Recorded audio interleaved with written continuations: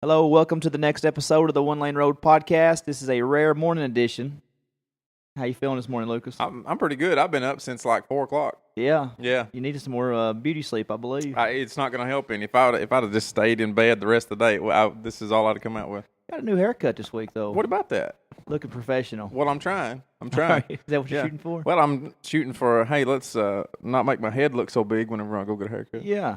It didn't work, but you're somewhere between like company CEO and Sam Hunt. Yeah. I'm going to slap you in the mouth next time you call me Sam Hunt. No, I said you were somewhere between. Oh, okay. You're more a CEO this morning. Yeah. I don't know which one I'd rather be right now. I don't really want to be CEO or anything on Saturday morning, but yeah, I've been up since 4 o'clock. So I'd comb my hair. I did. I woke up at 7:15 and hated you for saying let's do 8. I never get sleeping. I'm 4:30 every day. You got that kid. Is it sleeping through the night now? They were both just snoring away. So I woke you up then. Yeah, this is the only reason. I said I had a list of demands there. I said I'm not leaving North Springs till I have a list of demands that are met, and one of them was coffee, and the other ones didn't get reached. No, didn't have anything. I told him. I said you can't have anything on that list but coffee. And it wasn't even ready for me. I had to fix it myself. Oh, I said most of the stuff. Yeah, he did a pretty good job of that. I set him my coffee cup out, but that was I guess that's far enough. Good. It's right here in front of me, so we go. That's right. He got the job done. We're sitting down here in the little One Lane Road podcast cave Lucas has set up for us. We're getting more official by the week. Yeah, we're working on the podcast corner here. I had come in last night and threw some paint up and painted the floor and built us a table this week and stuff. Yeah.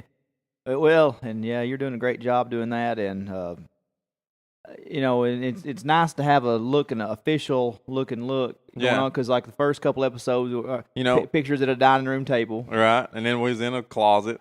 If I heard one come out of a closet joke that week, I heard 20. Oh yeah. So we're taking these cool pictures we think, and there's like dresses in the background and high heels, right. So, but then we're moving up. By episode 10, I'm gonna probably have the walls closed in and everything. Yeah, so we're, we don't know how many people we're reaching from week to week, but it feels more official to us, and we've got a nice little banner here behind us. Yeah, and it goes to say something about they always said you dress for the position that you want, right? So let's dress the podcast for the position we want. We want it to be a little bit more official, so let's dress the podcast more official. Yeah. It's getting there. I love this banner, man. This banner, and everybody's going to get to see the new logo this week, especially on iTunes and YouTube both. But we're going to throw out some pictures here after a while, and we got our new logo in the background, man. Big shout out to Chris Raines. This is awesome. Yeah, he does a great job of any show that Chris does. It's always got a nice banner back behind him, and he just really smart with that. And I messaged him last week and asked him. I said, we're having kind of a delay getting some stuff together, and I said, can you do us a banner? And he said, send me your logo. And I sent him our original logo that we both loved, and but it wasn't necessarily a logo what we had, right? It was just a picture with some words on it, kind of, right? Yeah. And I know it meant a lot to you where it came from, and I thought it was a cool shot, but we know if we were going forward, like Chris said, we needed a logo. But what the cool thing about this is we got to combine the two. We didn't have to go away from the original picture. Yeah, it's in the background, and you can still see the field there. And then Chris, like I said, I just told him what it was. I said our show is the One Lane Road podcast. Here's the logo. Here's the picture. And man, he just whipped it together. Oh, and that's cool too, man. This I've been driving by a sign that says One Lane Road 1,500 foot ahead for the last month, and where they're doing some work down towards where I drive towards every day. And I've been thinking, man, that would be so cool having that a sign there, and then bam, there it is. Yeah, and I like the actual. I think that's cool, but I like the microphones, and that was something when I was playing. With my very limited skills on Word and all that, I was trying to play with some microphone clip art, and so thanks, Chris, man. You can definitely tell when somebody's creative, Yeah, Chris is a man about stuff like that. He really is. He's a very talented dude, and he didn't. It's just kind of like Chris goes now to where like Wesley come in and didn't really have to come in, and and then especially like a guy Kevin Dyson who didn't have to call in. Chris, he didn't have to do it, and didn't want anything for it. You know what I mean? That's awesome. Well, thank you, Chris. I appreciate it. Yeah. We really love it. We Yeah, we really do. And we would have had it would have been up there last week. Chris made this for us a little while ago, and it would have been our picture last week. But since it wasn't going to be in the pictures, the background pictures, and we had to work a little bit on the actual picture on the computer, so it didn't make it last week. But this week, and I forgot it. well, I wasn't going to throw you under the bus. I thought that's where you were going, so I just went ahead and threw myself under the bus. No. I was such a hurry to get down here last week. I left it at my house. So. Yeah, so it'll be out there this week, and it's awesome. I hope you guys love it. We do. So yeah, had some couple weird random things happen. Oh, you had some karma this morning too, didn't you? From us ragging on Lindsay for running out of gas. Yeah. And yesterday I did. I was, in that gas hand, like we said way back in episode 1, the gas hand's broke, so you never really know.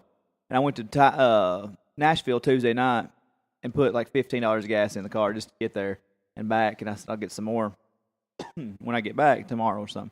And I got $10 worth because the 87 was out at the gas station I usually stop at. Right.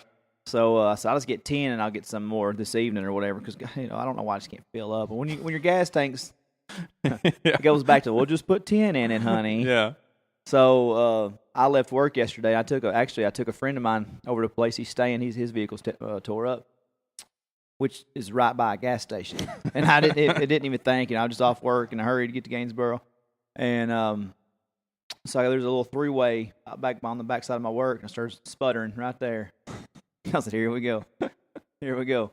That's awesome. So I was sitting there, and the difference is about running out of gas around here. I was picked up within 2 minutes. I mean, pretty much because I guess the person that picked me up knew me. Right. But I still am confident in this community somebody would pick me up. Right. 20 cars at least passed by yesterday. With you didn't standing on the side slow of the road. down, didn't, Right. Do I look like I'm that dangerous person? You do. Yeah, you look dangerous. Like, no, I don't think I do. Yeah, you do. You look dangerous. Is it the beard? Yeah. You look shady. That's what it is. You just kind of look shady. Yeah, a little sketchy. Yeah, a little sketchy. Look like you're from Jackson County. Does that make sense? You kind of look like you're from Jackson County a little bit. Absolutely it does. Yeah. Yeah, that's why you look shady. Yeah. Maybe that's it. Do I look like poke salad? You look poke saladish. Maybe it's that cut off T-shirt you wear all the time. I don't wear a cut off. I was just left work, so I didn't have a cut off T-shirt. Any Oh. other time you see me, I probably have cut off T-shirts Right. with my tats. Right. Gel. Tats showing out. No, that just goes to show you that's just another thing of a small town feel that you gotta love. You know what I mean? Right. When you can get picked up around here, and all these people they could care less. And I called Gary, my buddy from work, and finally he was like, "What do you want?" Like I'd call like a psycho girlfriend, Right. And I was like, "Dude, I'm just over here out of gas, I pulled up in the shade, and this dog's about to attack me in this house next to the door. I said, "Can you just come pick me up?" Just come pick me up, Gary.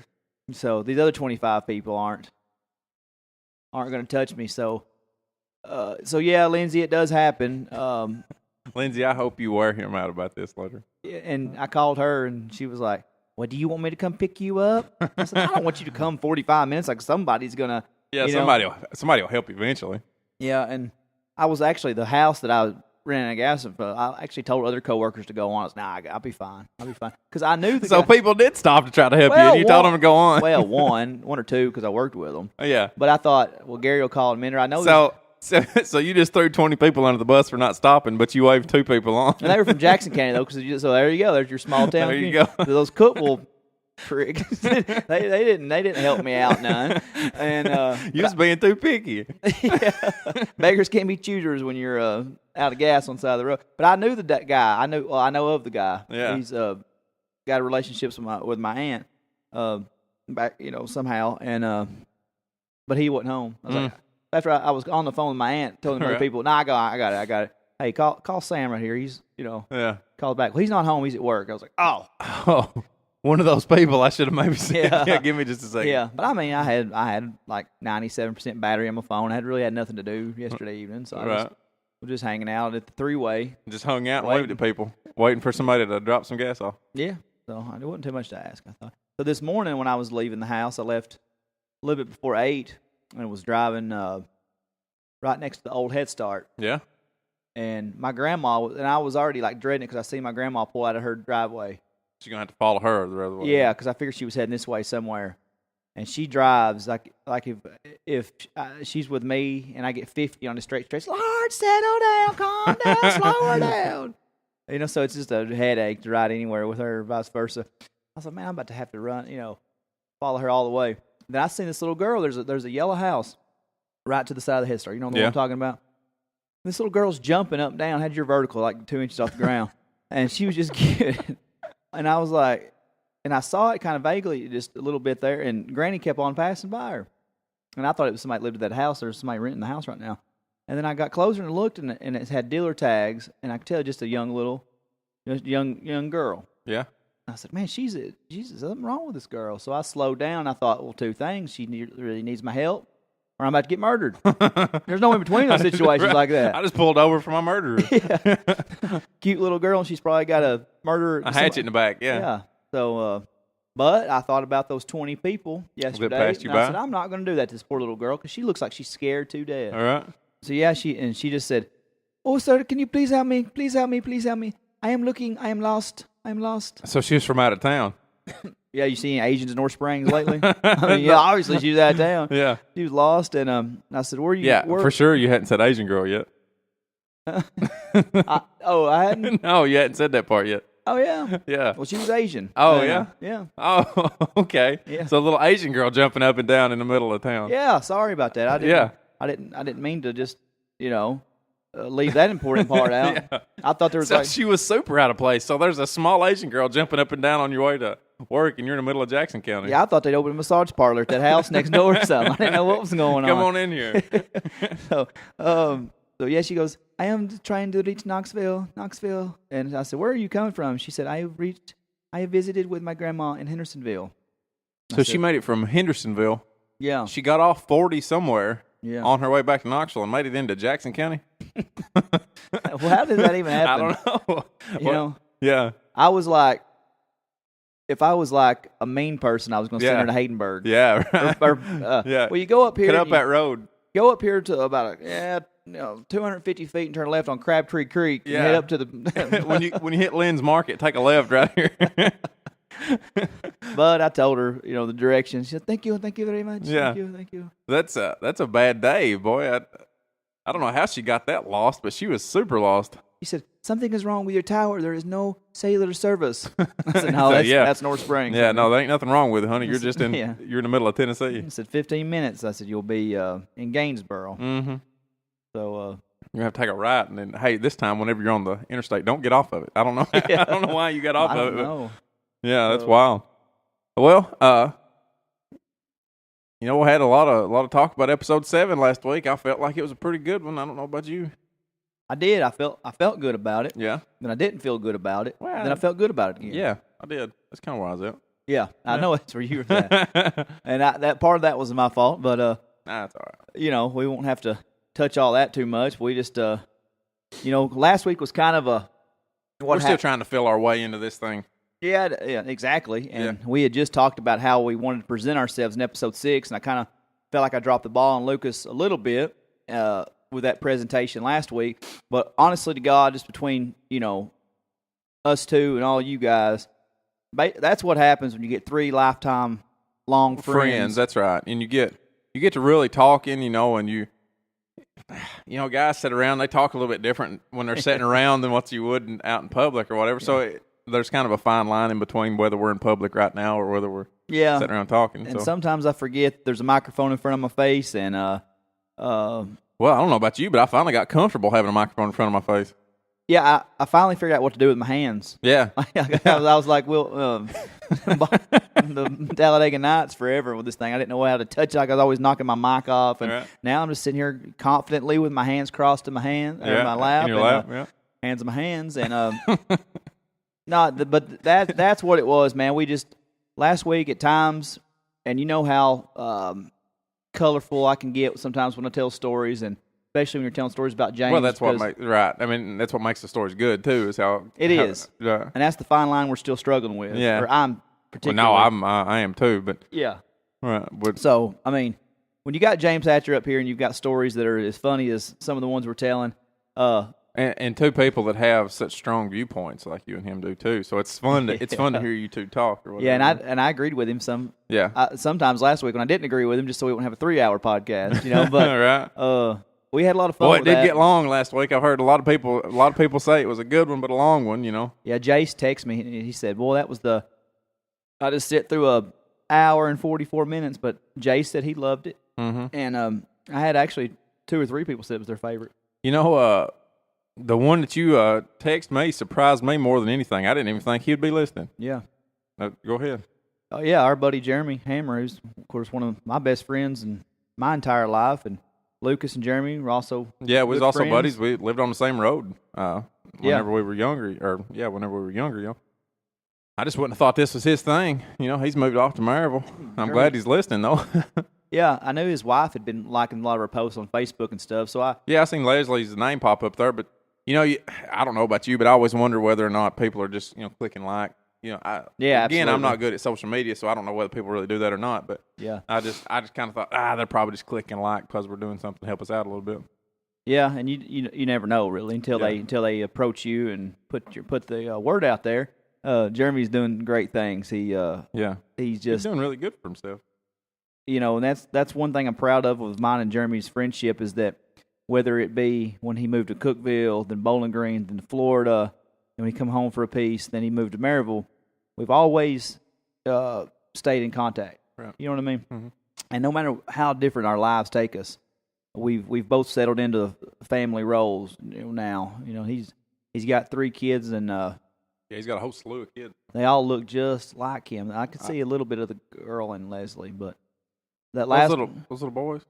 Oh my God, that's Jeremy running around. That's like 3 Jeremys running around all the time. I'm partial to the youngest one because he's Kennedy. They named him the Kennedy, the middle name Kennedy. So the oldest one puked on me at your house whenever you live in Cookeville. Mm-hmm. Jeremy and I don't know how long they'd had it anyway. Jeremy's like, here, hold. I was like, oh yeah, I love to hold kids. I always loved holding kids. I was sitting there. I don't even know what you two went and did, but y'all come right back. He puked all over me. Yeah, we'll get used to that. Yeah, it's coming. It's coming. I got puked on twice this week. But yeah, he's got the little Dylan Kennedy. He's like, I want my own DK. So that just kind of represents where we're at. And he said, and it made me feel a lot better because, like I said, we kind of second guessed some of the storytelling that I had told and some of the lines that maybe whatever. We won't get into too much. But when Jeremy texted and said, I'm doubled over listening to your Domer story, laughing, it made me feel a lot better. Yeah. About the situation that maybe I didn't. Maybe it wasn't so bad, right? Maybe it wasn't as offensive as I thought it was. That was kind of the one that got me too. If Jeremy's all right with it, I've had some people say, but if Jeremy's all right with it, maybe it wasn't too bad. Yeah. And like I said, in the grand scheme of things, we kept the big hitters out of there. Yeah, and that's just me, guys, and I apologize, and I'm working on that, and that's something that. It's kind of a deal where some people's like, well, we're glad you don't get into all that stuff. Yeah. Then you got these other people over here saying, well, man, I'd kind of like to hear a little more of that fired up version of that story, like I'd hear if the microphone wasn't on. Yeah. And that's kind of what happened to the microphone. You get up here and your buddies, and it's guy talk. Like I said, it's guy talk.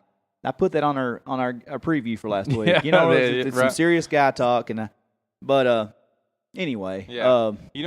Somebody I talked to this week that was.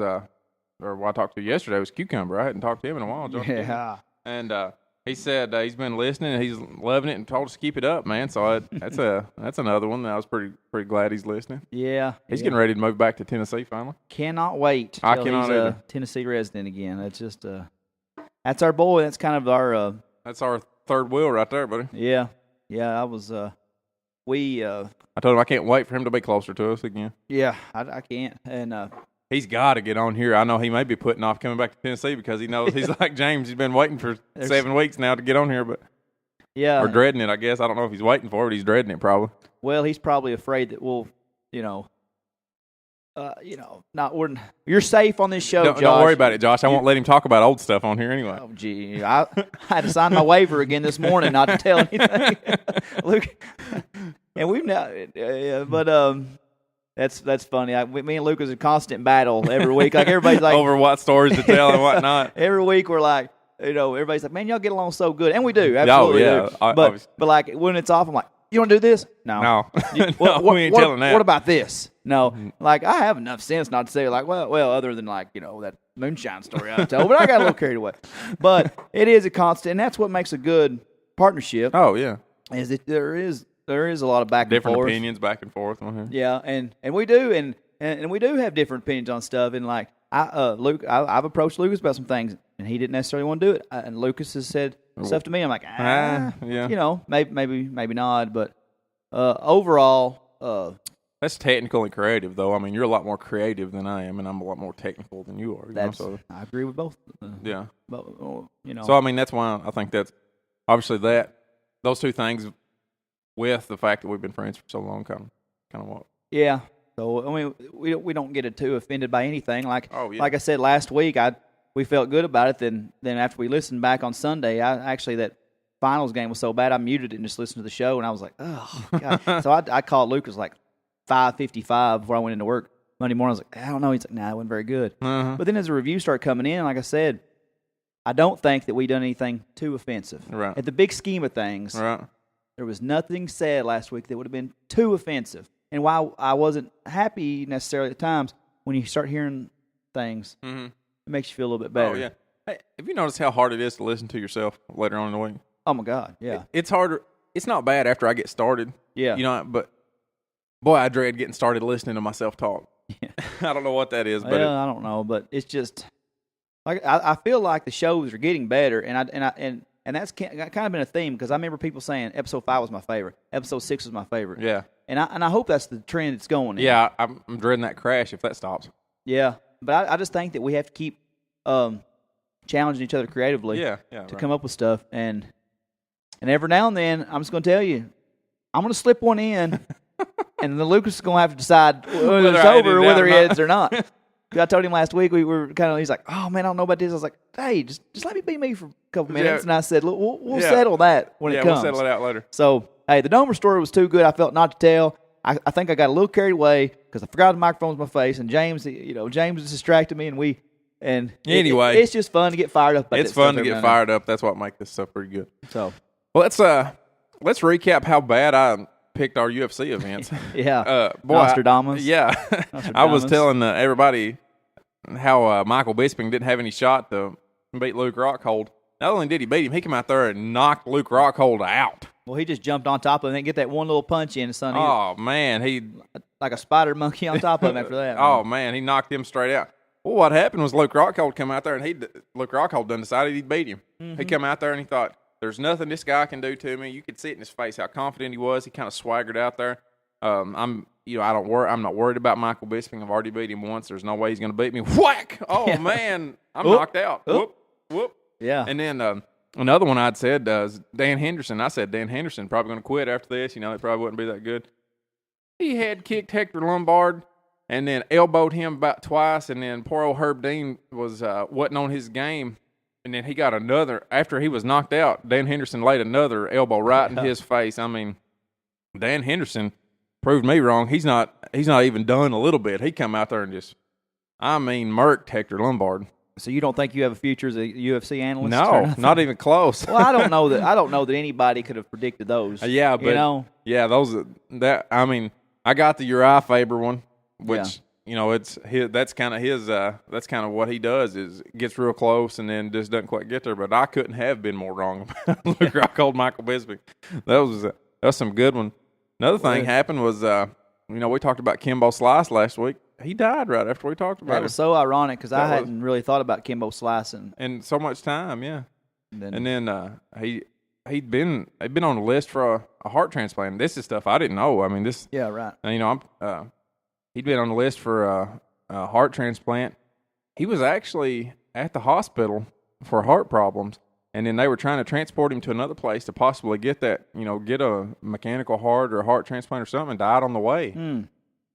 Well, like we said last week, he's just his story is a feel-good story because he come out of nowhere. Yeah. Just the videos that he was made, and then to ascend to the top of the game like he was, and he made a very good living for himself. And the stories that you read, that other fighters posting this week is, how good of a heart he had.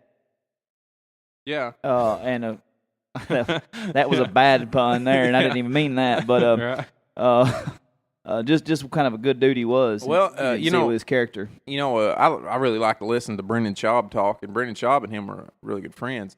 And one of the things he said was that when they were in the UFC house together, whenever he did the Ultimate Fighter, he said he was a big family guy. He had like 6 kids at home. He just wanted to get back home the whole time. You know, he was having a good time or what have you, but he just wanted to get back home and see his kids. You know, he was just a big family guy. Yeah. And the other thing was he loved to while he loved to fight, you know, he just liked people too. You know, he really just wanted to. He's just a happy guy and real smart guy, and you know, just fought because it's what he was good at. You know, he was good at it. Yeah, he sure was. He had the window there where he was the. Oh, he was a killer. You know, he never did make it huge into the UFC. You know, he threw fist. You know, you got to be an all around. It's called mixed martial arts. You know, that UFC's MMA. But he didn't know how to grapple. You know, he wasn't a grappler, because when you're in the backyard fighting, the one thing you do is you don't get on the ground. You don't let those other 6 guys around you start kicking you. You know, so that wasn't something he ever practiced. You know, so that. I saw a funny post this week on Twitter, and I retweeted it. You guys can see it on my Twitter. And I don't think it was too classless or anything, because I mean, the internet's just so quick and so funny. And I saw a picture, and I can't remember if I showed you. It says main event at the pearly gates had Muhammad Ali versus Kimbo Slice with special guest referee, the Cincinnati Gorilla. Harambe the Gorilla. That's pretty funny. Yeah, I thought it was pretty good stuff. Yeah. And staying on UFC, huge news after we got through recording last Saturday night that Brock Lesnar make a one-off appearance at UFC 200. That card just got a lot bigger. It got huge. You know, there were some killers on UFC 200's card anyway, but after they pulled Conor McGregor off of it, it really lost its star power. You know, Conor's huge. For anybody that don't know why Conor's not on that card, he was in Ireland, and he was supposed to come back to Las Vegas to do some press. Well, he's up there fighting. He'd come off of a big loss to Diaz. You know, Diaz had got on him, choked him out. He's up there trying to get his game plan in order, and he didn't want to fly back to the United States, you know, because he's wanting to be up there with his boys and get to fighting and, you know, make sure he had his game plan on. Well, because he didn't come back and do that press, Dana White pulled him off the card. Well, there's one thing about it, following Dana White all these years. I'm not a big UFC follower, but I do follow Dana White. Yeah. And I think he's a great businessman. There's one thing about it. You are replaceable in Dana White's eyes. There's nobody that cannot be replaced, regardless of how big that you think you are or how big you thought you got. The next star is always in the making with Dana White, and if you don't pull punches. You don't. That's right. And the opposite has been said about Vince McMahon, who's obviously the promoter for WWE. Once you burn your bridge with Vince, it's kind of done. You're done for a while, but he's also, if there's money to be made, he'll bring you back. That's a businessman. That's a good businessman is what that is. I mean, Hulk Hogan has been there. You know, they've had falling outs 3 or 4 times, but there's always money to be made in Hulk. So, you know, right now he's in that hot water for all those racial comments he made last year. Well, several years ago this got brought up, and the sex tape and stuff.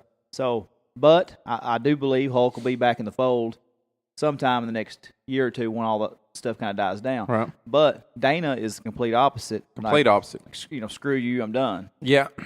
He's got the Fertitta brothers behind him, which that's the money. Obviously, Dana's got money now, but the money that was behind him was the Fertitta brothers, and they made a lot of money in Las Vegas on casinos and what have you and stuff. So they're the ones that been paying those bills for him whenever they first got started. But you know, he's obviously making a lot of money for him now, and so you know, it's kind of his game. Whatever he wants to do, it goes. And let me tell you how I know it's whatever he wants to do goes.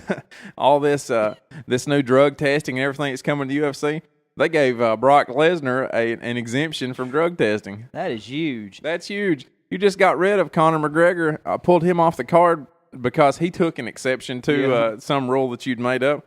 And now all these other rules that you made up, I would just give Brock Lesnar exception to him. Let's not worry about that. Yeah. And really, for him coming from the wrestling world, they drug test. Right. You know, and you look at some of these guys. They test for Tylenol. That's what they test for. Did you take Tylenol today? I don't know. Now, they have got pretty strict. You know, when the grand jury indicted Vince McMahon in like 1993 or 4, when like the Hogan and Savage and that era was in, those guys were juicing. I mean, it was a known fact that the Ultimate Warrior, Hogan, all those guys juiced. It was just that was the thing of the times, you know. Mm-hmm. And that's why they're all dead. A lot of them died in 40s, early 50s now from all that use. And then you had your time period in like an 06 or 07 where Sports Illustrated ran an article and they got a pharmacy got busted back then. There was like 15 performers.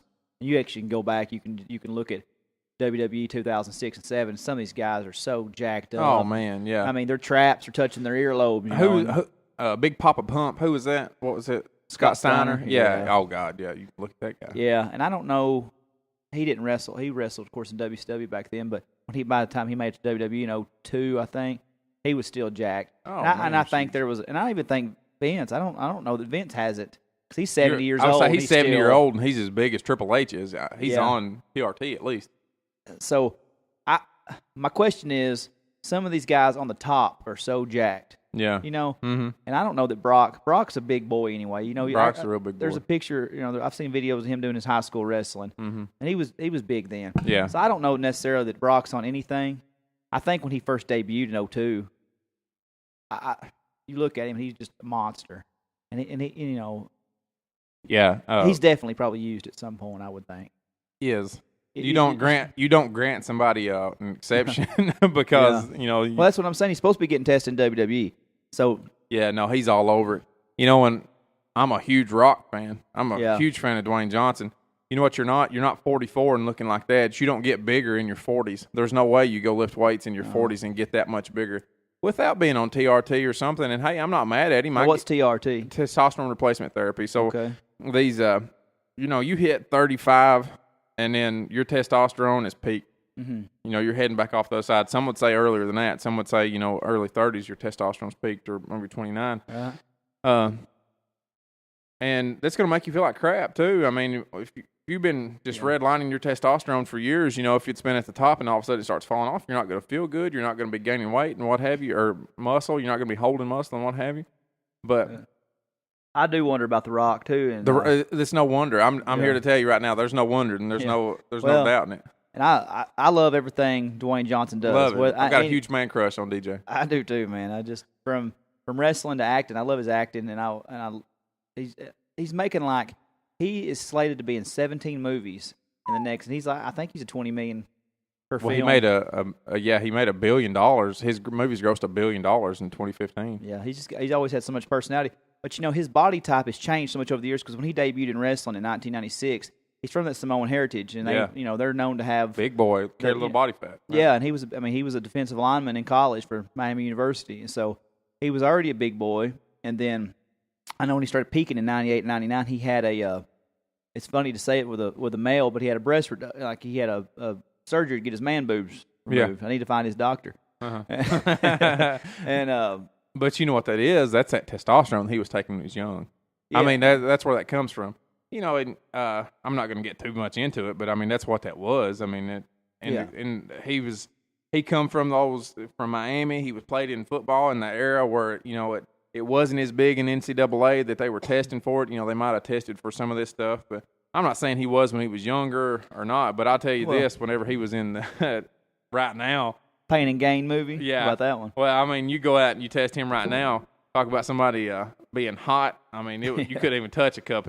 Well, what's funny is nobody's ever going to admit. I don't care if it's Joe Blow up here at the gym in Lafayette. Yeah. Or your biggest, you know, nobody admits to being on steroids. Oh, no, they're like, no, dude, I've ate so much chicken this week. You know, they'll tell you. They'll so clean this week. Yeah, so clean. Yeah. They'll tell you your diet for 45 minutes. That's the worst mistake you make at any gym. Like there's a dude at Racket Master, like he's always posing like in the mirror when he's doing for show. Hey, you make the mistakes. I'm a nice guy walking. Dude, you're looking good, looking cut. Well, 45 minutes later, he's telling you everything he ate that week, and I'm like, I really don't care. Okay. Yeah, well, that's how you get that body fat off. It ain't where all the muscles came from. Right. I'll tell you that. And that purple skin and that bright red, bright red face. Puffy face. Yeah. Well, and The Rock said this on a show, or on some interview when he was getting bigger from one of his movies. Yeah. They asked him if he had ever taken steroids, and he said, "I'm not on anything." And he was talking about basically, you know, his meal plan for the time or whatever. He said he tried steroids one time in college and they didn't work. And he said if they didn't work at 22, I don't figure they'll work it. It was a pretty lame duck excuse. Lame. Yeah, I don't believe that. because in Pain and Gain he was monstrous, and so was Mark Wahlberg for his size. And yeah, well, Mark Wahlberg was kind of puffy though. that was Tess. Yeah, if you go back and look at Mark Wahlberg, he was big, but he wasn't shredded. He wasn't that super thin skin. Muscles his skin just sticking to his muscles or whatever.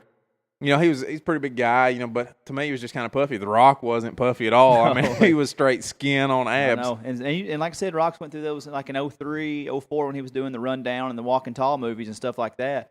He was pretty skinny back then. Yeah. He was pretty cut up. And he just went like monstrous. Yeah, you don't grow through your 40s. I hate to bust anybody's bubble. You don't grow through your 40s. Oh, that's what I was shooting for. I was hoping to hit my peak. I'm going to hit my peak one of these days. I was hoping to hit my peak at 42 or whatever. So, that's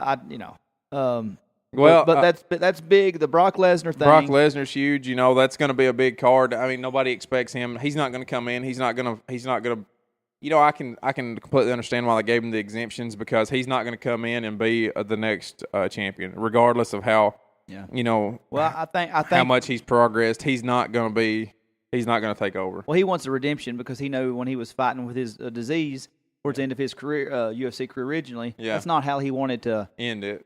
And I don't know. And the guy he's fighting, Mark Hunt. Yeah. Correct? He's just known to be a knockout. Well, Mark Hunt. The problem with Mark Hunt is he's got two cinder blocks where his hand should be. He just he just slaps you with a cinder block and lays you out. He said that exemption was fine because he knocked out Frank Mir when he was juicing. So he said he didn't care to knock out Brock Lesnar from juicing. Yeah. But what Brock Lesnar has in anything that you do is star power. Yeah. And that's what he's pretty much. That's what Nate was missing from the UFC card after Conor got pulled off of it with some star power. And don't think Vince McMahon is doing this just out of the generosity of his heart. Vince McMahon is a shrewd businessman. You better believe you're going to see somebody from UFC in a WWE ring. Yeah, the other thing there is who's your CM Punk. CM Punk's fighting 202 at UFC 202. He's finally getting out there. Well, we'll see because he put it out there, and I don't know how well he'll do. He's late. He's not going to do good. I don't think, and he was just frustrated with the creative direction of WWE. He was a very talented entertainer. And I just think there was so much.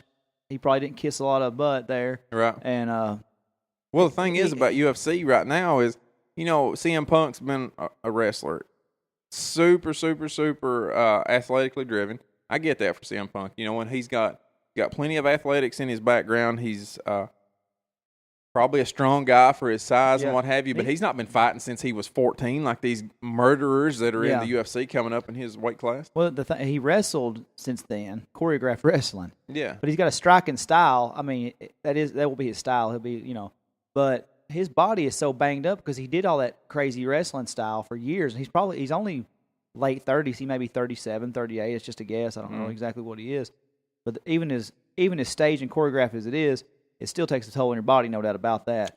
He had back surgery. That's what's delayed his, debut so far is the back surgery. Mm-hmm. So we'll see. I want to see him just because I think it'll create a buzz for UFC. It's going to create a UFC buzz, and it's going to create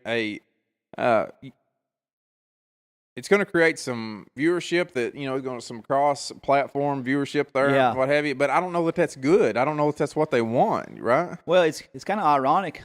37 years old. Yeah, 37 there. That's his wife right there, the little AJ Lee, little hot thing. 29-year-old. 29. Mm-hmm. That's kind of ironic because he and WWE left on such bad terms. And they're kind of doing this cross promotion at the same time, so there's liable to be cross promotion. Oh, there have to be, yeah. To 02. Yeah. But what the theory was, Ronda Rousey appeared at WrestleMania 31 back last year in 2015.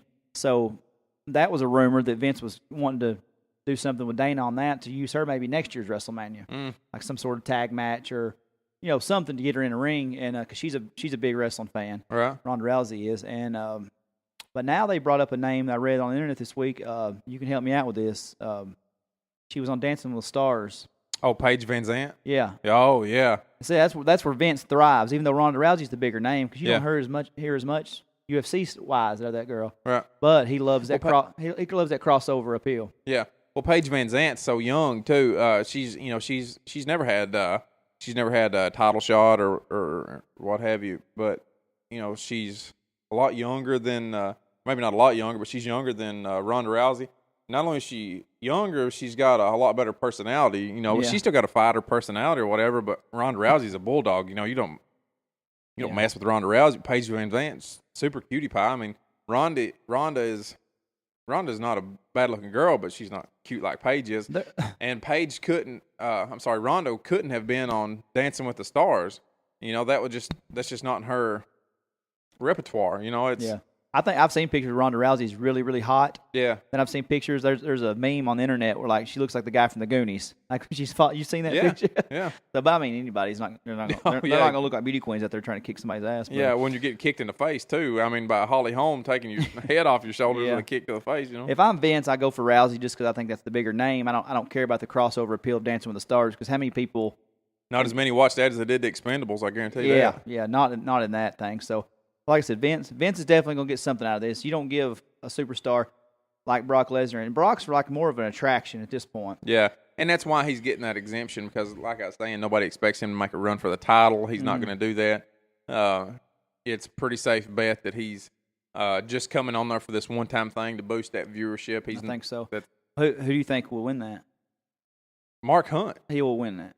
There's no doubt in my mind. Well, Brock's proven not to have a good chin on him. I would say, which I completely go with. I've ruined that Bisping lock. Yeah, so you're saying Brock Lesnar's going to win. That's what you're saying. But Mark Hunt's going to lay him out. Yeah, I hope not because I'm a huge Brock Lesnar fan. Oh yeah, he don't have a chin though.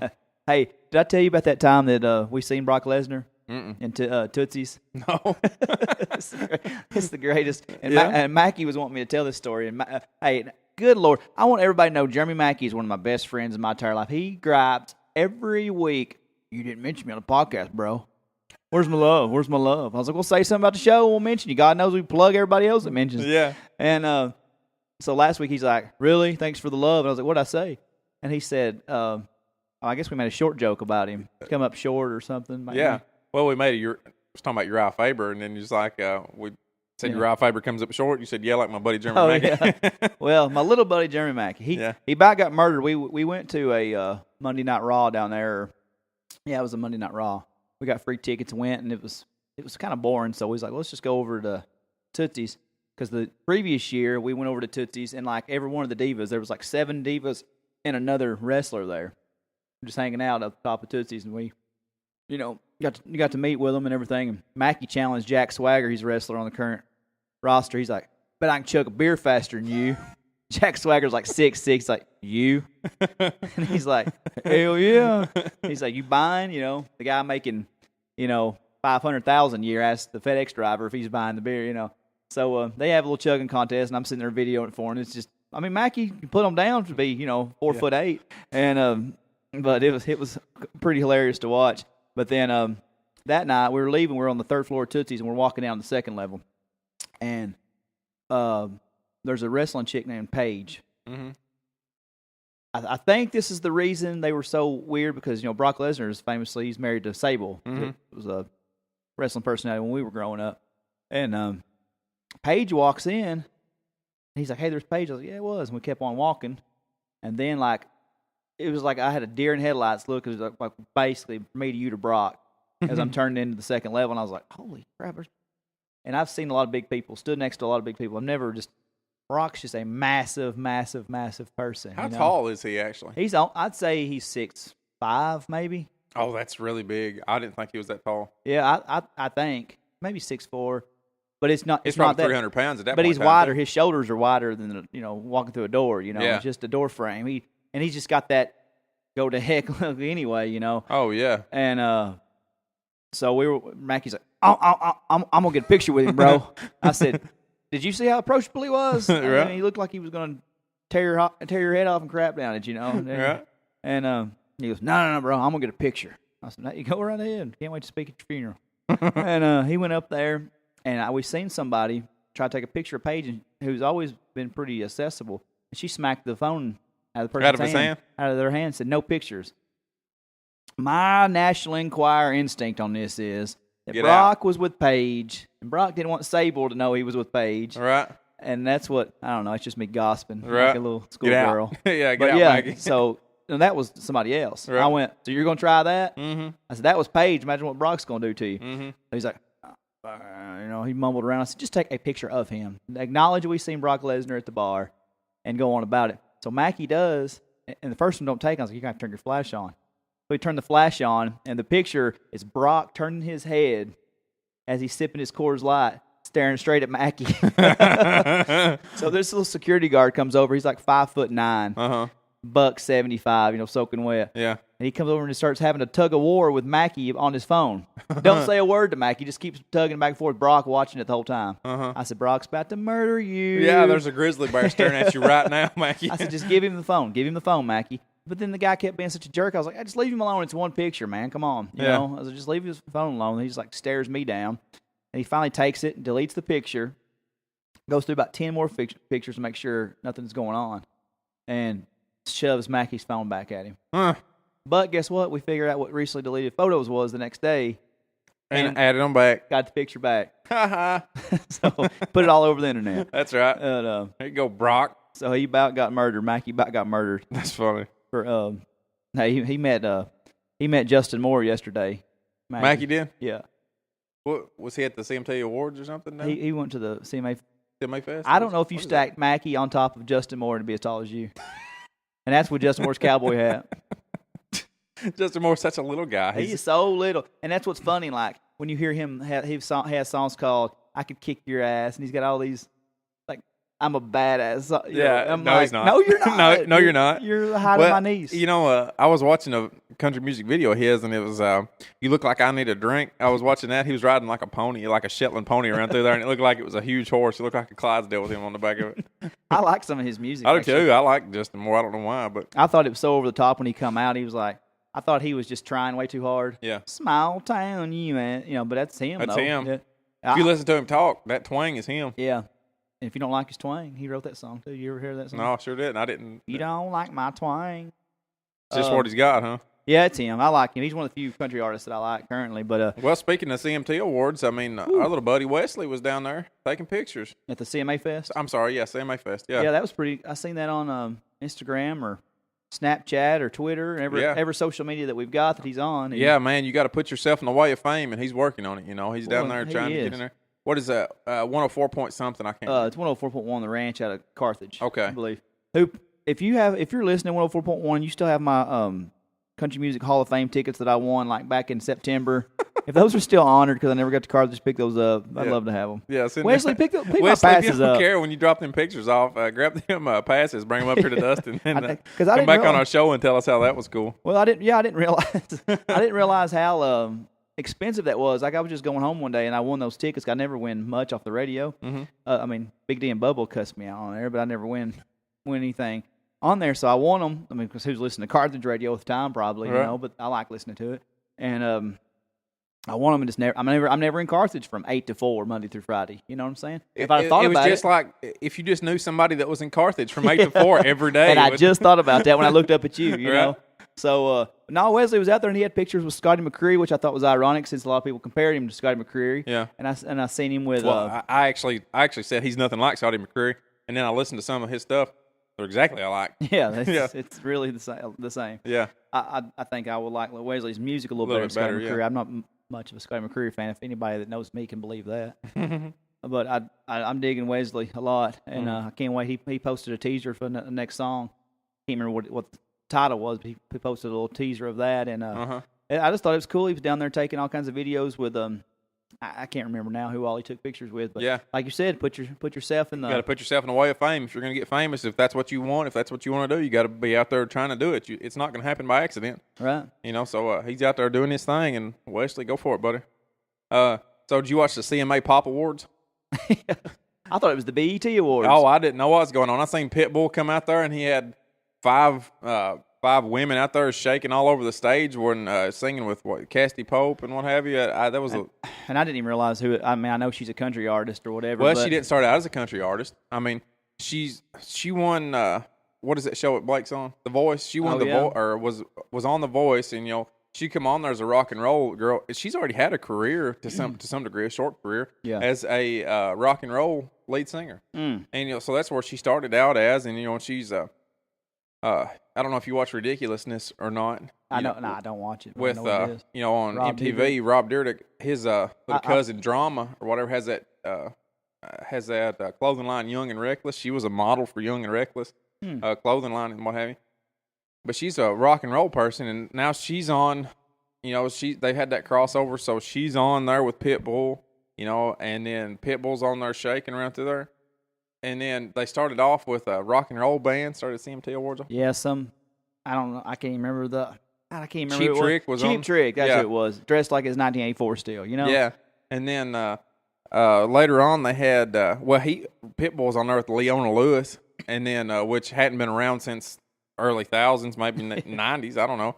And then Cam is what I thought a promising young country music artist. She had that song "Burning House." And then Fifth Harmony comes out there with them. Who's Fifth Harmony? I don't know. By that time. There's five girls out there singing. Yeah, singing pop or something. I'm gonna tell you, and I'm about done. Done with it. Well, we can gripe all we want to, and we're not going to spend a lot of time beating down the country music industry because it is what it is. It's pop, but every now and then, Florida Georgia Line, as much crap as we give them every week, they'll have like 3 terrible songs, in my opinion. Mm-hmm. Then they'll have a decent song every now and then. Like I said, I was a fan of Cruise a little bit when they come out. Dirt, I liked. I don't really like this new song, Holy, they've got out, but at least it's something different. Well, not just that. I'm going to talk to that. Well, I know you're going somewhere with that. I apologize, but even there, they sung Holy on stage. And the one guy with the longer hair, he sat up there and played the piano while he sung. He's musically talented. At least he's musically talented. So, and at least he's a country artist.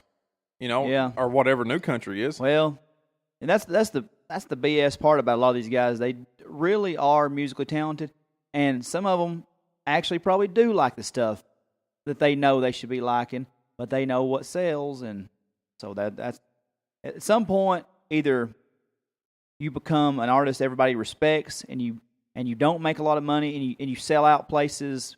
You have to travel all year round. You sell out places that hold 500 to 1,000 people, but you get the respect of your peers and of a lot more people within the industry that know real music. Or you can be like these guys and they sell out, and hey, they're selling out stadiums worldwide, not just in the United States, and they get rich. But I wonder, some of those guys that knows the product they got sucked, when they lay down at night, they know that's something you got to live with on your conscience.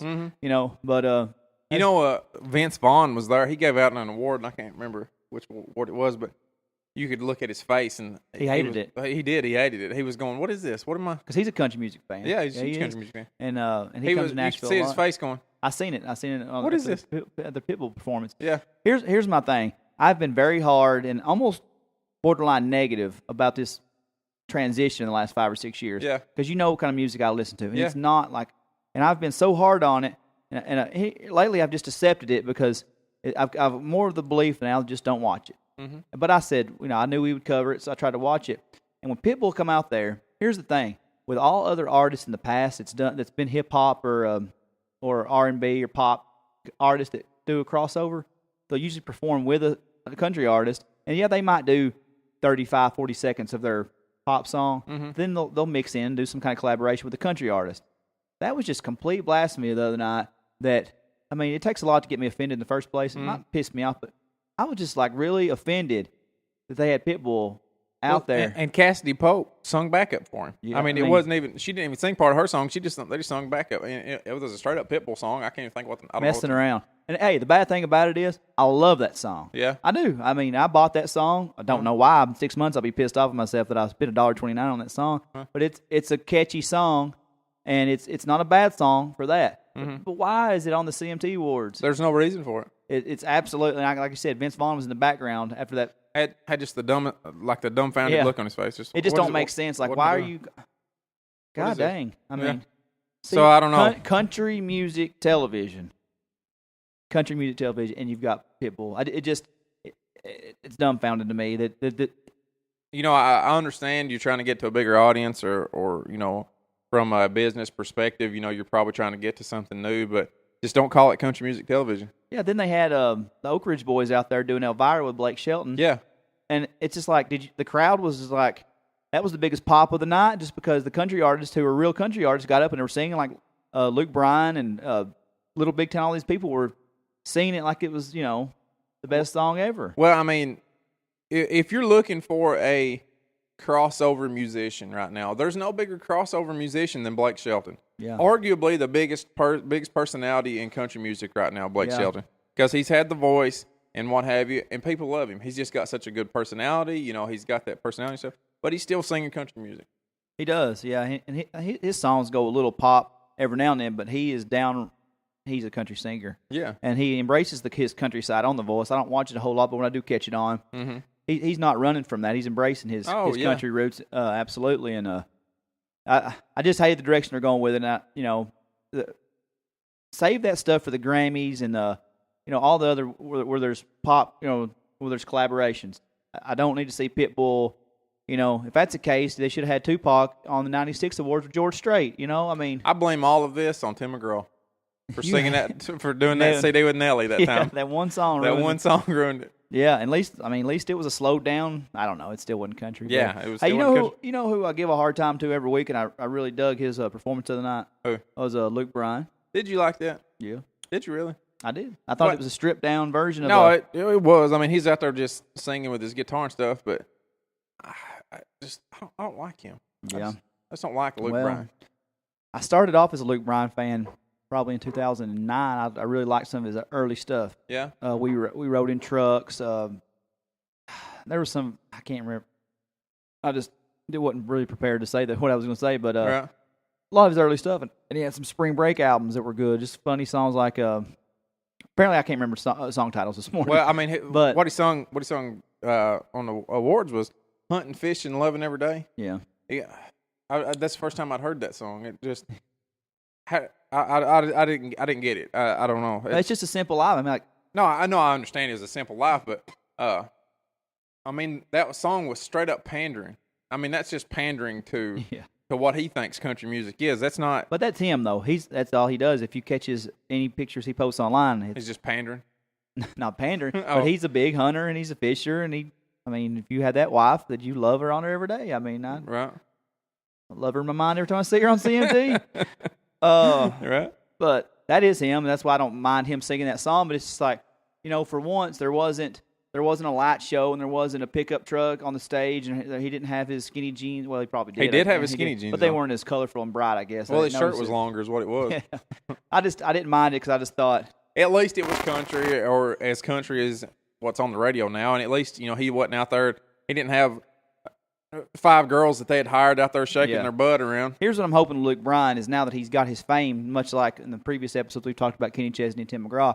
I hope that you've got your fame and you've got your millions.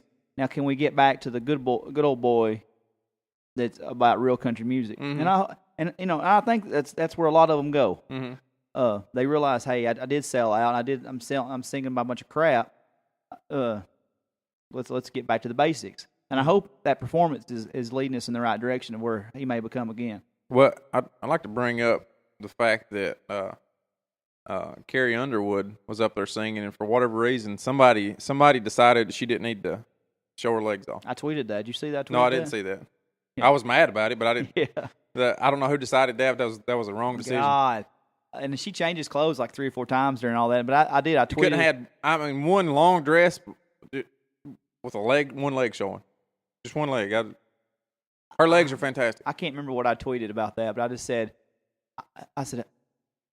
whoever signed off on Carrie Underwood having a long dress, not showing his legs, basically around those. Yeah. And don't lie, you was looking for her husband's legs. Oh, remember that one episode? You said that was what you were looking for. So don't even play it off like you were looking for her legs. Well, Mike Fisher lover. Shout out to Mike Fisher. The only funny part that J.J. Watt did was the little thing that Mike Fisher finally made funny. Have you ever seen anything more awkward than J.J. Watt out there the whole time? The only funny thing that happened was when he said something about Carrie Underwood and Mike Fisher stood up and took his jacket off. That was literally the only funny thing that happened. And being a Titans fan, I'm not a J.J. Watt fan. That's one of our biggest rivals is the Houston Texans. And it was just painfully awkward to watch him and Aaron Andrews. Aaron Andrews she's never been known to have a lot of personality. She doesn't. I don't know what that is. And she's just not good whenever she's talking or whatever. She's not good she's on Dancing with the Stars. She's not good on it. She's just painfully awkward on it. She wasn't good on this. J.J. Watt was awful.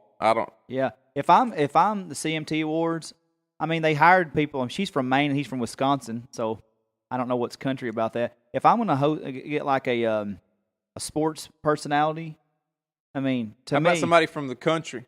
Yeah, and I tell you what, CMT. I tell you one I'm a big fan of, and she's not country. I don't even know where she lives, but Michelle Beadle would have been a lot better. Michelle Beadle would have been a lot better in that role, I think. She's ESPN personality. I don't know if I know her. Yeah, she's funny. Yeah, like you can follow her on Twitter on anything. I don't know who the writers were for this whole thing though. Did you see terrible. Carrie? Carrie, I know what I'm on. Kelly Pickler. Did you see the Kelly Pickler? No, I don't She come out there. She came out there and was pretending like she had a flask or something. It was awkward and just I don't know. It was just the whole thing. I don't know who the writers were for this whole thing. It was just awkward. And how about getting a Titan? I know we don't have a lot of big mainstream people right now, but if you're going to just have a Titan hosting that show, you're in Nashville. God forbid. I mean, God forbid you use Marcus Mariota's got a lot of star power right now. Yeah, how about Mike Fisher? How about you somebody from Nashville? The Predators. You know? Yeah, exactly. Anybody. So I don't know. I was really disappointed in the CMT because that wouldn't have been something I normally would have watched. But doing this, I thought I might ought to watch it, and then I thought that was just pitiful. A couple of things going on this weekend. Well, I feel like we need to address since it's going on right now as we're talking. Is we touched on CMA Fest. Yeah. Have you ever been to a CMA Fest at all? No, I haven't. I'd like to go, but I haven't. Yeah. I only went once. Yeah. Went once. And that was just because you only went once. Been to everything else in Nashville and so many concerts. I don't know what it is. I don't know if it's just because it's 100 degrees every time, and it's just, the older I get, the more I hate crowds. Yeah. And I don't want to go to any of these places and wait 10 minutes to get a beer. Yeah. Or it's just I don't want to be around a bunch of people visiting the town, and honestly, I looked at the lineup and I couldn't tell you. Out of hundreds of people that sing free concerts, I probably couldn't tell you. I couldn't tell you 20 performers over a 4-day span that I would have actually wanted to go see. The only time I went was Shooter, played in 2014 down there on the free stage at Riverfront, and I went down there for him. Got together with Justin Wells, met him down there, the lead singer, Fifth on the Floor, and Derek Rich was with me, and we watched Shooter. And it was so painfully awkward to see Shooter do CMA Fest. I was about to say that doesn't seem like anything like he would want to be doing. He wore this ridiculous nudie suit, like it had like lightning bolts all over it. It said "Live Maine" on it. He goes, "Hey, I just got to tell you guys." He goes, "Hey, he said we called it fanfare when I was little." He said my dad used to play this. He said you guys scared the hell out of me. He said I'd like to leave town every time this was going on. Like he didn't pander to the crowd. Yeah, like he played his dad's music. Yeah.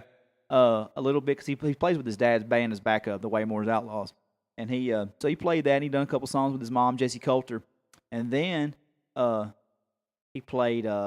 He's like, well, if you guys want to know how I feel about country music these days, and he goes into Outlaw U. Yeah, and so he plays Outlaw U, and then he plays. He gets like a real dark guitar riff, and I asked Justin, I was like, is he about to play his Nirvana cover? And he does Something in the Way by Nirvana in a lot of his shows. So here he's like. Something in the way at CMA Fest, and like the old people they're there to see Waylon Son, Yeah. are like, what is this? Then he goes into Gunslinger. Yeah. And I was like, surely to God, he will not drop this song. He's like, don't call me an outlaw. I'm an MF and Gunslinger. And I thought, oh my God, they're never having him back. Yeah, last time. And then he done 4th of July to close it out. Yeah. And that's the show that like. It was kind of cool that when Justin invited me, he's like, "Hey man, come over. We're gonna go eat with Shooter over here at Riverfront Tavern." I was like, "What?" And that's cool. Yeah, so me and Derek got to go over to Riverfront Tavern over behind Hooters. It was Shooter and his wife, manager John, his girlfriend, his mom Jessie, and we're sitting there like, we were in the softball league at the time. Lindsay and a bunch of them from Jackson County. Yeah. I was in a softball league, and I was supposed to come straight back because we had practice. Lindsay called, and she's like, "What are you doing?" And I said, Well, Yeah. it just ended. She's like, I know it just ended because I was watching the news and I'm heading to softball practice. So I've got. I said, "You're not gonna believe this, honey." I was like, "I just took a Jaeger bomb with Shooter and his manager and everything." And she said, Of course. I don't care who you did. I Right. don't care who you taking shots with. You're gonna get home." I said, "Now I'm probably not. Probably not going to. This is my favorite artist, honey. Yeah. Can you just kind of spare me for a few minutes?" She goes, "No, we have softball practice." I said, "I'm the coach." I said, "I don't." First off, I hate baseball from T-ball to the Atlanta Braves. I said, "I don't care if we have softball practice or not right now." Right. I said, "I think you're all 25 and older. You don't need Coach DK here tonight. I'm going to hang out with Shooter for about another hour and we're coming home." Yeah. And so she hung up on me. Then I turned my phone off. So we stayed there and hung out with Shooter for a little while. Then we went over to a bar called the Gold Rush Bar. Yeah. Across from, close to Vanderbilt. And I just got to hang out with my favorite artist. He's shooting pool with his manager, and we're just all kind of sitting around That's shooting awesome. the bull. And Yeah. So that was my CMA experience. I don't care to go see. I don't care. I think it was cool that Wesley was down there doing that thing. And, Yeah. And actually, I would like to go down there and just to. Yeah, I'd like to go. I mean, I'd like to do it one time. You know. I don't know. Yeah, I mean, like I said, I may get there 20 minutes into it and hate life with all the Yeah. We're tourists and old enough now we can leave though. Yeah. So. Well, you know, there's other big music fest going on right now, or getting ready to start, isn't it? Bonnaroo, isn't it getting ready to go? It started on Thursday, I guess. Oh, it's already going. Yeah. 4 days. is what it 4 days usually is. worth. No, could you ever see yourself at Bonnaroo? No, I wouldn't go down there Ever? for 4 days. Nuh-uh. One day? No, I wouldn't go down there for one day. It's not as bad as you think. Well, I mean, there's probably just nobody there that I'd want to see. I've seen a lot of people that's on the thing there. I don't. This year's, I didn't think it was something I'd want to. There was 3 artists of all the 100 probably, or how many ever they have. I think Pearl Jam would be cool. They're one of the headliners. I don't think Pearl Jam would be cool. I wouldn't mind seeing Primus, which I know Primus played several times.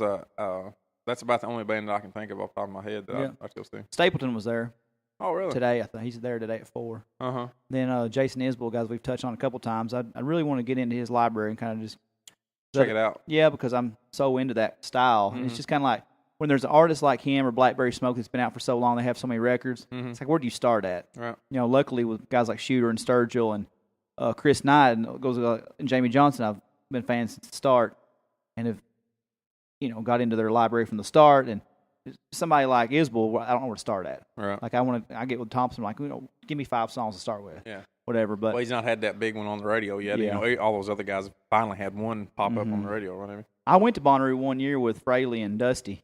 Yeah. And, I tried so hard to stay up because of a dude named Porn, which is a terrible nickname to have. Yeah, terrible nickname. But he went the year before, and they blasted him. Like, he couldn't hang with them. He was complaining. And that first night, we were up, I was trying not to go to sleep. And Dusty kept lighting my shoe on fire every time I was trying to go to sleep. I was like, dude, it's 6 o'clock in the morning, Yeah, come on, give me a break. Leave Come me on. alone, man. I'm pretty tough right now. Give me a minute. Yeah. But, man, I remember that year. That was the year everybody was falling out. At CMA Fest, it's always the same weekend. Yeah. And the temperature was so hot. Yeah. And by the second day, I was doing the crab walk up through there. My legs was rubbing from the Clint's like, oh, did I forget to tell you to bring Gold Bond? He's like, I got some baby powder. I'll sell you. I was like, oh, thanks, Glenn. Thanks, man. But for my money, man, that year that I went, just kind of touch it briefly. Yeah. But we're already running longer than I thought. But I wrote down some of the names that was there the year that I went. Yeah. And those are some big names. And Yeah. what frustrates me about it is there wasn't maybe 6 or 7 country artists total. Yeah, like I don't know some of these. Kings of Leon, that was a pretty good band. You must have been a while ago whenever they were relevant. It was 2010 when I went. We didn't go to their show. We heard it from a distance. Mm-hmm. We were doing other stuff, I think. Stevie Wonder, that's pretty big. Man, Jay-Z. Hey, Stevie Wonder, I've not listened to him a day since or much a day before, but God almighty, he put on a great show. Oh, I bet. And he opened right before Jay-Z. And Jay-Z, I mean, a lot of people that don't know me probably don't know it, but I really do get into a lot of that rap stuff, from that era. Right. And I still get on YouTube and look up Jay-Z Bonnaroo. The light show he done, the stage show, he was awesome. Yeah, I'll for sure cut this part out. And then Tenacious D. I didn't get to see them. That was Yeah, I bet they would be good. They were. John Fogerty, that's a good one. Yeah, and I was so mad that I couldn't find which stage he was on, and he's like probably top 2 or 3 on that list of performers that I liked. Well, Zach Brown too. Zach Brown that in 2010. It was his peak, and I don't like the stuff he's putting out now. Yeah, I don't know. That's what made me mad about that segment because he was on opposite Miranda Lambert. Like I said, you got 6 country artists, 8 total maybe, and you put them off on the same stage. And looking back for the way their careers went, I probably wished I'd checked out more of Miranda because she's one of the female artists I do like. Well, she's doing really. I mean, right now. I mean, she's putting out some straight country right now. Yeah, and she always has. Yeah, she's always stayed true to her roots also. And but I wished I would have probably maybe watched half and half of that. And another one's on there. Chris Christopherson played the same time John Fogerty did. Oh, that's awesome.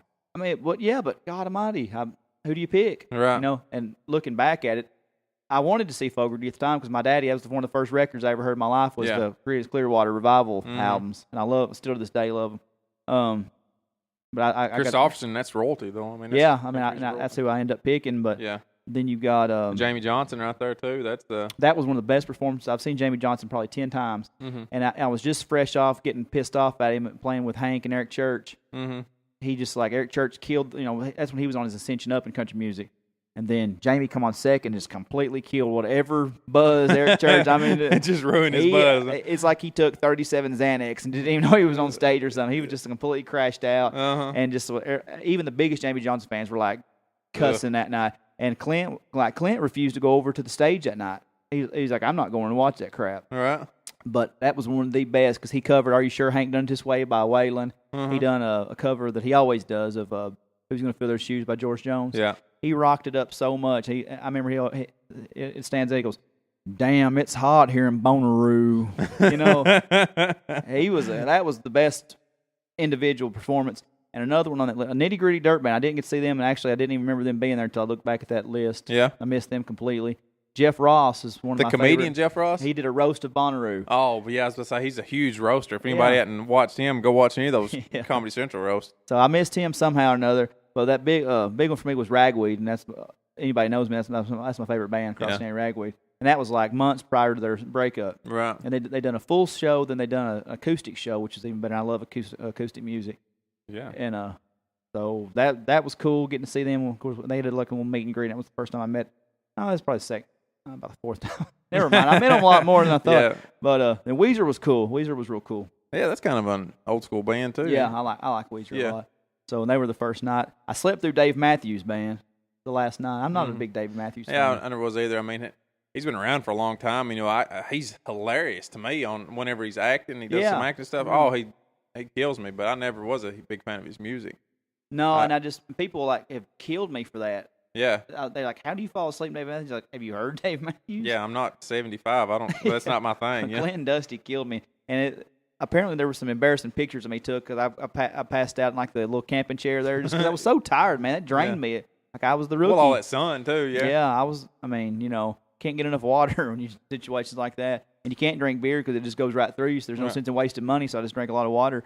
And I was just so exhausted. And like Clint and Dusty, I was just trying to prove to them I was tough because they were the vets. They were the Bonnaroo vets, and I didn't want to be dogged like, porno. So I tried, man, but there was pictures of me with a blow-up sheep and everything. They just set it up next to me, Yeah, just whatever. And people was coming by, photo-bombing me, I guess. And, yeah. So I just don't ever want to see those pictures. They get it out, I'll cut somebody's tires. So. Well, let's, man, unless you got anything else, let's just go ahead and cut this one. Everybody's been talking about them getting a little long. Let's cut this in that hour 15. You want to? Yeah. I just want to say congratulations to my friend Amber Cockrell and her fiance Nick Maggart. They're getting married later on today. Oh, congratulations. I really thank a lot of you guys to go out there in 99-degree weather and stand outside at a wedding. So, well, I hope it goes well for you out here. It's awful hot to be doing a wedding. I won't be as hot as the guy in that suit. That's what I was just thinking. Poor guy in them tuxedos, buddy. I hate it for you. Other than that, I think that's it. We've had some stuff going on. We're not going to cover the NBA. We had some NBA stuff wrote down, but we'll Warriors leading 3-1 that series. We'll touch that some more next week and a little heavier sports probably. Yeah. Today was more of a UFC and music thing. So anyway, check us out on what's our social media? At OLL Podcast on everything. On everything. On everything. We're going to be taking a picture here in front of this thing. Our new logo is going to be out there on our iTunes. It's going to be on our new YouTube for this one. Come check us out. Send us some stuff on lrpodcast@gmail.com if you got a question for us. Or we're working on some exciting news for probably later July that we'll kind of a teaser for right now. But I'm going to be getting with several people on that. We're going to be needing some help from a lot of people. We'll be requesting some help on that. Definitely. Sure. So, send us some questions, and talk to you guys next week. See you.